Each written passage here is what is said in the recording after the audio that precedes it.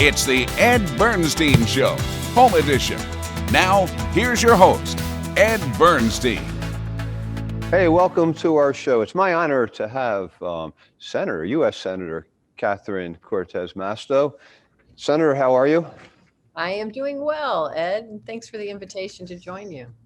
It's great. So I read that you're the third most effective United States senator. Look, we all know that you're bipartisan, that you're reasonable and intelligent.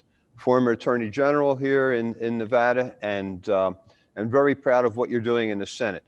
But when you get recognized by others, what is that kind of criteria, do you believe, that qualifies you to be the third most effective U.S. Senator? Well, I hope it's just what you said, that my focus really is on solving the problems that we're dealing with in our state and working with those who want to help me solve those problems, whether they're on the other side of the aisle or not. I will tell you, one of the things I've learned, and it's just, how I've always operated, Ed, is you find common ground, you work with everyone to try to solve problems on issues that we are dealing with. And every piece of legislation, at least the legislation that is so important for our state and the country, I always try to find a Republican colleague. I think it's important that you show from the very beginning that there's this bipartisan support and work being done if you're going to ask other colleagues to join you. I don't agree with all of my colleagues on every policy, but there are things that we can find common ground where we have a common interest in our states. And I think it's important that you have those outreach and you're talking with your colleagues and you're networking. I will tell you, under the previous administration, the Republicans really were in control of the administration and Congress.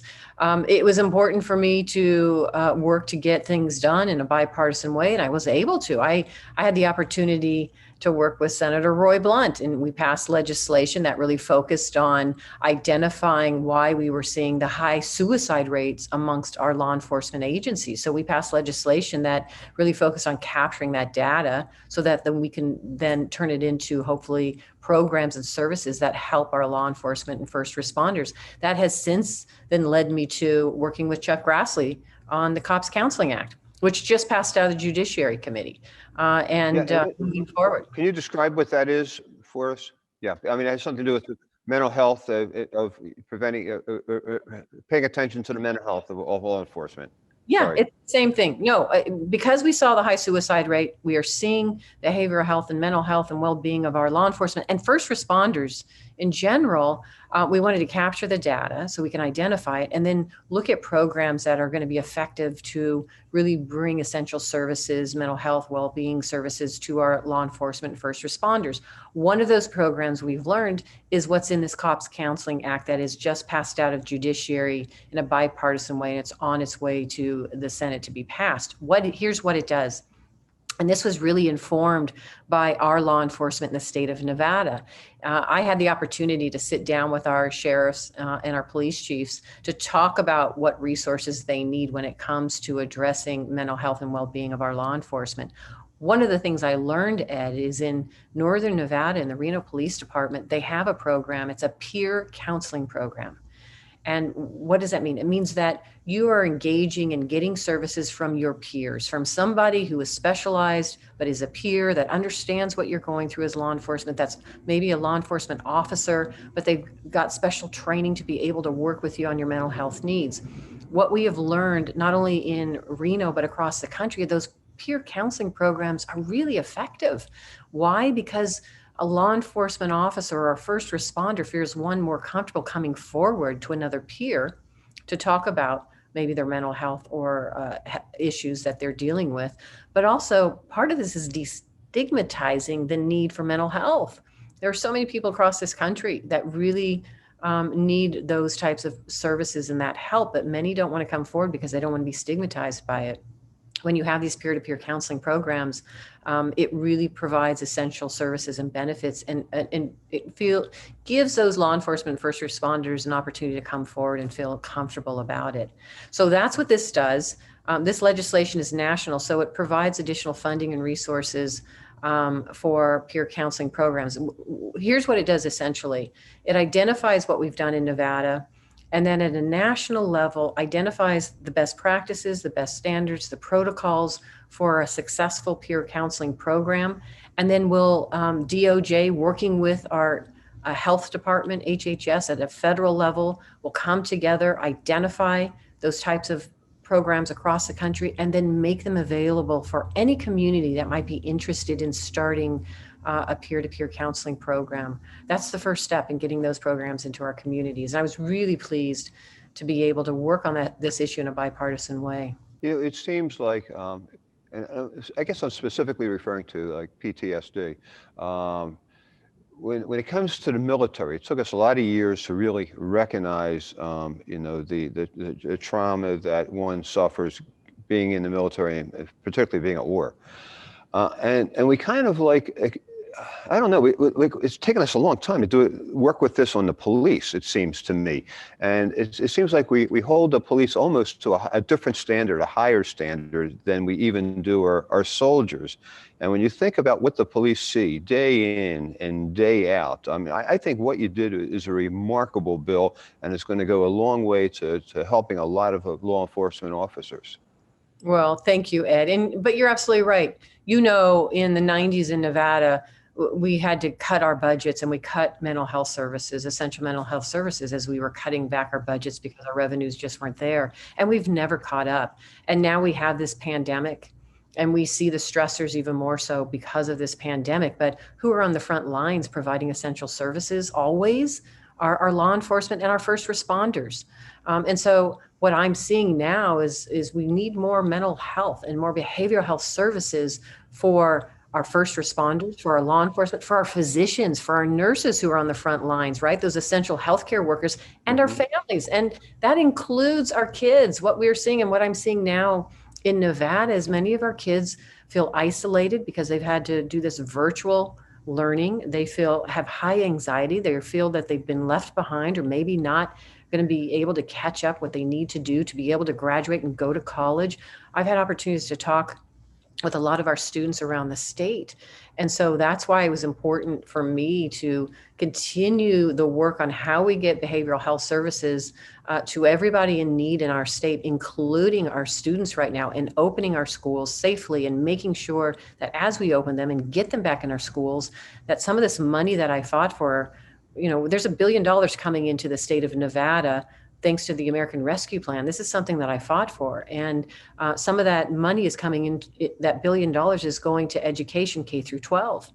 And that's why it was important for me to get with our state superintendent and our Clark County superintendent, and actually went to, Ed, you'll love this. You know, I grew up in Las Vegas, and I went back to my old elementary school, Doris Hancock, to really understand, one, what type of model, their hybrid teaching, what did they do for their students? And then the state superintendent joined me there, as well as the Clark County superintendent. And I talked about the money that's coming into the state, and really prioritize that. What I fought for was some of that money going to the mental health and well-being of our students. That means more counselors, that means more social workers, that means we're identifying the needs and even reaching out to maybe community services that are out there. But we should be understanding the impact that this pandemic has had on our kids, and then be prepared to address it through essential services. And much needed, because typically in a budget crunch, when it comes to education, the first to go are the counselors. And we need more counselors because these are really difficult times, particularly for our children. One of the things that you've been very visible at is talking to minority groups, to Latino groups about vaccines. How are we doing with those groups? A couple things. Let me just say, it really, the impetus of getting our economy back and getting people back together was beating this pandemic. And one way we were going to do that was not only provide the PPE and essential resources for individuals and access to healthcare, it is getting these vaccines into our communities, right? And so once we were able to start mass producing and then really focus on the delivery, and that's what a lot of this COVID relief and this investment in our communities was, investing in those vaccines. Once we started getting them in, to our communities, we had to make sure they went to everyone, and everybody had access to these vaccines. What I was seeing in Nevada because of this pandemic Unfortunately, our communities of color, and particularly our Latino population, which is about a third of the population, we were seeing higher numbers of COVID infections and lower numbers of people getting vaccinated. And so, thanks to our state government, our local governments all working together with me at the federal level, we were able to start identifying the disproportionate impact and then putting in place opportunities for members of these communities to get these vaccines. Here's what I know were a couple of the barriers. One was language, but two was just the time away. Many in our community are working. And as you know, Ed, particularly in Southern Nevada, it's a 24/7 town. They're either working a graveyard shift or they're working swing shift or they're a day shift. And they couldn't take time away from work to get to one of these mass vaccination sites. But what we started doing is changing it and making the sites mobile, that we were bringing the vaccines to the community. We were meeting the community members where they live. So when I was home just recently, we had a Cinco de Mayo event in East Las Vegas. And that's, as you know, where a lot of the Latino community lives. And it was Clark County. It was the city of Las Vegas coming together with our health district. We had a big event. I went out there with my staff. We provided a number of resources in Spanish and English, but there was a vaccination site there. 600 people showed up and 150 people got vaccinated because we were meeting them in their community. So it's not that they're hesitant, it's that they just did not either have the ability to get there or the time away from work, or there was a language barrier. If you go into the communities and we bring them the vaccines, they will get vaccinated. That's the one thing that I've learned, at least in our communities. You know, it seems to me like our casinos here are doing a pretty good job of getting employees vaccinated. I know one of my daughters works over at the Cosmopolitan. They were offering $250 for every employee to be vaccinated, giving them some time off to do that. I was talking with Michael Gaughan from the South Point just the other day, and Michael was saying he's got over 70% of his entire workforce is already vaccinated. And I guess the Wynn Hotel has done a tremendous job of that.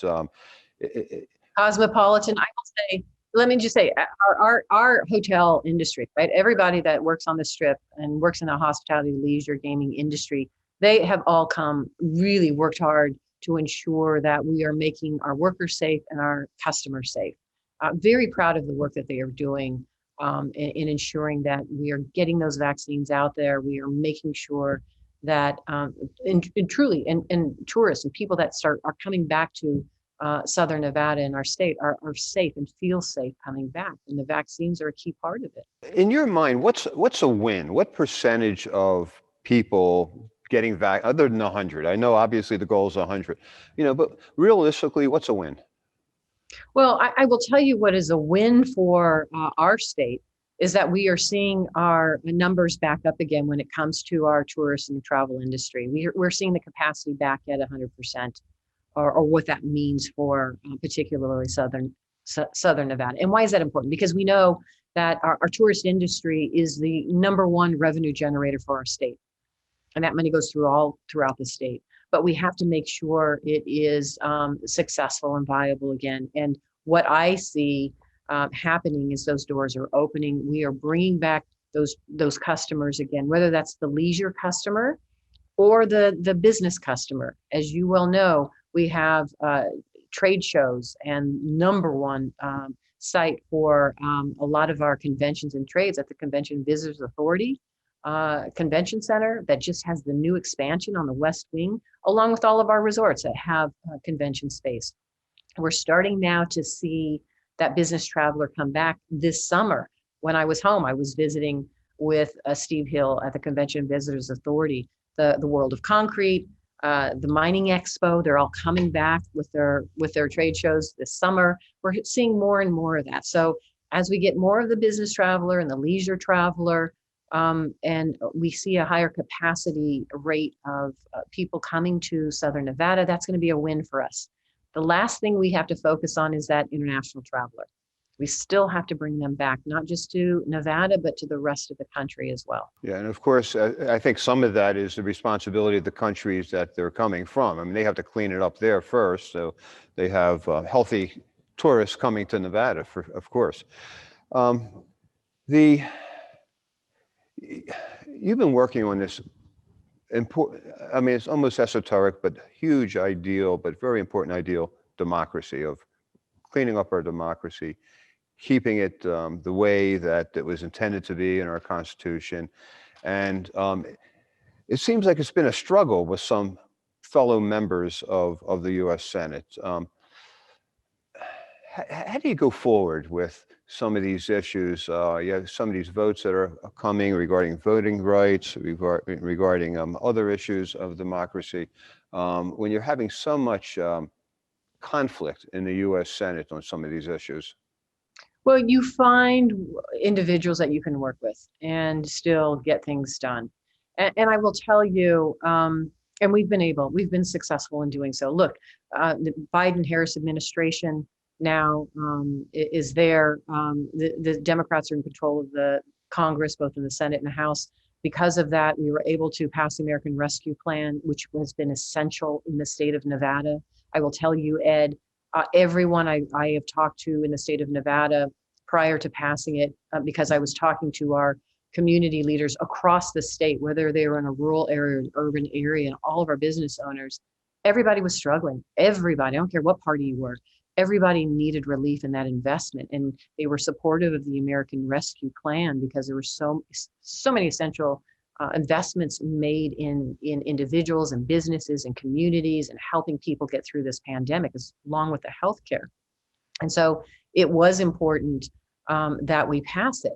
Now, unfortunately, not one Republican supported it, but we got it done. And I think that's the key here for me is when I look at Nevada and I talk to people across Nevada, it is about the need of our state. It is about putting party politics behind what is necessary and essential for our country. Our country is really what we should be focusing on, in the American public and our citizens, and what is going on and what are they dealing with, and how do we come together to work to that, to really address their concerns and find solutions, not political concerns or not political interests. Those really, this isn't a partisan issue and it shouldn't be. But unfortunately, some of my colleagues have made it that. And I, for my purposes, I'm going to always focus on our state, what's good for this country. I swore an oath to the Constitution to protect and defend it. I take that very seriously. As you know, a former Attorney General, I am strong on believing that as well. And that is really kind of part of why I do what I do here and work so hard on behalf of the state of Nevada. I'll find somebody, if they want to work with me, compromise, come to some compromise on a policy issue, let's do it. But I will not compromise my values and principles, and I will always stand up for our state and our Constitution. Immigration has always been a very difficult topic to deal with in Washington. If you had your way, where would you start in formulating a different kind of immigration strategy? Well, let me just say this, and going back to our previous conversation, again, trying to find where you can work together. I'm part of a bipartisan group of senators that are looking at this very issue and where we can find common ground. And I think it's important. Listen, we have a broken immigration system. We need to fix it. There's work that needs to be done. But we can also fix a broken immigration system, but secure our borders at the same time. As a former Attorney General, I worked with law enforcement to address transnational crime across the border with the United States and Mexico. I worked with the Mexican attorneys general. I know that we can utilize this new technology that is out there and bring resources to secure our borders, and at the same time have an immigration system that treats people with dignity and understands why somebody may be fleeing their country and leaving their home, not because they want to, because if they have to save their lives or the lives of their child, and coming to the United States, or why they're coming here for a better life, just like my grandfather did when he left Chihuahua, Mexico. And so we can have a system that treats people with dignity, at the same time secure the border. And I think that's where it starts. There are things that we can work on. Dreamers, passing and protecting our dreamers who are on the front line right now of this pandemic, and they're essential workers. similar to TPS and so many other immigrants that are working in this country, farm workers. I mean, it goes on and on and on. And so there's an opportunity for us to get this right and work in a bipartisan way. And I am hopeful that this group that I'm a part of in the Senate, we're able to do just that. Part and parcel of that working would be maybe some of the governments in South and Central America working. And when I look at what's going on in some of these countries, I mean, they seem to be going the opposite direction. I mean, there's an election in Peru where you have one of the candidates who's maybe a communist. Venezuela. I mean, Brazil is a big mess. I mean, what can the United States do? And when you talk about our border, I mean, these countries are right next to us, right below Mexico and Central America. It's, sometimes I'm looking at it, they're as close as Cuba, basically. So what can we do, and what kind of influence do we have in Central and South America to just, create, just more human rights and jobs and democracy, help, foster democracy there, so there's not this great need of people feel to come to the United States? Well, the triangle of countries where people are coming across Mexico to our borders from Guatemala, Honduras, El Salvador, clearly something is going on there that forces people to leave their homes, because nobody wants to leave their home. And that's why it requires the United States also to make an investment in those countries, to work with their governments, to work there, to say what is happening and how do we address the concerns in these countries so that people can stay home, so they can have a living, they can have a good job, they can feel safe. And that's what you see the United States under the current administration doing, is making those investments to work in those countries to address the problem at its roots. And that's where it starts. If we can make them feel safe, or if we can make them be able to have a job and want to stay there, which they do, then we can set up a system where they can also apply to come to this country if they so choose, but do it from their home countries and not across thousands of miles of dangerous terrain through Mexico just to get to the border. I mean, there's ways to really address this, but we have to make the investments and we have to engage. And it's part of what this administration is looking at. And I think is crucial that Congress be there working with the administration to address this issue. On a much lighter note, I've read that we're changing some of our currencies.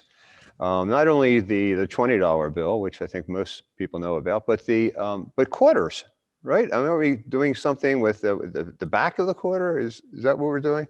So here's another bipartisan. So this is a colleague of mine from Nebraska, Deb Fisher. She and I got together because we have seen, on the backs of quarters, we've seen the state houses, we've seen different series of different types of backings, depending on the criteria or the category that you're interested in. But we've never seen a series identifying women who have been an integral part of this country, 50% of the population, but who have contributed to this country in so many ways. So Deb Fisher and I got together and we passed a piece of legislation, again, bipartisan, that said, the Mint, when you're looking at the backs of quarters, you should also have a series identifying women who have made significant impact in this country. And I am pleased to say, not only did that pass, but now I've just learned, Deb Fisher and I both learned from the Mint, that now the first two women are going to be Maya Angelou and Sally Ride. And what better way to signify to young girls, first of all, who these women are, identify, they'll look them up, they'll be educated, but then know that there are women that have contributed, and they can, as young girls, can aspire to doing the same thing. I think it's so important. I can't tell you how many young girls come up to me and realize that I'm the first female senator from Nevada, and then the first Latina ever elected to the United States Senate. And it has an impact on them because it's really reflected in their eyes. If she can do it, then I can do it too. And that's what I want young girls and young women to be able to feel. I don't want them to be boxed in. I want them to know they have every opportunity. And my responsibility is to open that door even wider so that they can get through it and achieve even more than I have achieved. And finally, my last question. I know that you're working collectively in trying to make our capital safe. And it's not an easy thing to do because you want it to look good and you want it to look inviting and you want it to look friendly. So how do you accomplish and balance those two things? Well, a couple of things. And as you well know, my background really is law enforcement, not only as an attorney general in the state, but I was assistant U.S. attorney in Washington, D.C. for almost 2 years. And my husband, as a retired Secret Service agent, spent most of his career in D.C. And I think it is important that we utilize the technology and the new tools and the resources to give our Capitol Police officers and the areas throughout the Capitol the resource they need to secure the Capitol. But at the same time, it is the public's Capitol. In other words, I want the general public to be able to come to the United States Capitol and understand and explore and learn the history of it and feel proud of what this country and who we are as the United States. That is our capital. That is the public's house. And they should be able to see it and appreciate it and want to go there and understand the history and be very proud of it. So there is a balance that you can find between the two. And that's why it's important we have this study to understand what happened. I think we should have an independent commission, really, to understand what happened. How do we secure this? How do we make it available? How do we balance this so that we can secure it, but at the same time, make it available to the public to be able to come there and tour and explore and be wowed like I am every single day when I walk into the Capitol to do my job. Well, thank you so much for doing your job, because it's probably more complicated now than it ever has been. So thank you very much, United States Senator Catherine Cortez Masto. I always got to put that Cortez in there because I fondly remember your dad for years and years on the county commission and over at Piero's restaurant. So thank you so much, Senator, and we'll be talking soon. Ed, thank you. What a pleasure.